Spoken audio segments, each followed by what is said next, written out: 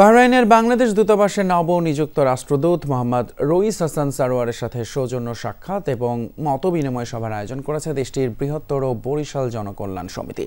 রোববার দূতাবাসের কনফারেন্স হলে এই সভার আয়োজন করা হয়। সংগঠনের সভাপতি মোহাম্মদ মিজানুর রহমানের নেতৃত্বে মতবিনিময় সভার প্রতিনিধি দল হিসেবে উপস্থিত ছিলেন সাধারণ সম্পাদক সিরাজুল ইসলাম চুন্নু, সহসভাপতি আব্দুল্লাল মামুন, মনির হোসেন, মোহাম্মদ রাশিদুল ইসলাম এবং রাকিব শিকদার।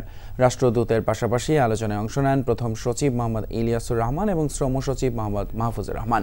এ সময় সংগঠনের পক্ষ থেকে নবনিযুক্ত রাষ্ট্রদূতকে ফুলেল শুভেচ্ছা এবং অভিনন্দন জানানো হয়। সংগঠনের কর্মসূচির প্রশংসার পাশাপাশি সফলতা কামনা করেন রাষ্ট্রদূত। নবনিযুক্ত রাষ্ট্রদূত আমাদেরকে আজকে বরিশালের পক্ষ থেকে তার সাথে সৌজন্য সাক্ষাৎকার দেওয়ার সুযোগ দিয়েছেন। এজন্য আমরা আমাদের বৃহত্তর বরিশাল সমিতির পক্ষ থেকে স্যার এবং তার সহকর্মী সকলকে ধন্যবাদ জানাচ্ছি। স্যার আমাদের বাহরাইনের বিভিন্ন বিষয় আমাদেরকে অবগত করছেন এবং আমরাও প্রতিশ্রুতিবদ্ধ, আমরাও তাদের সাথে এম্বাসি সহ সকল সামাজিক কাজে সম্পর্কিত থাকব।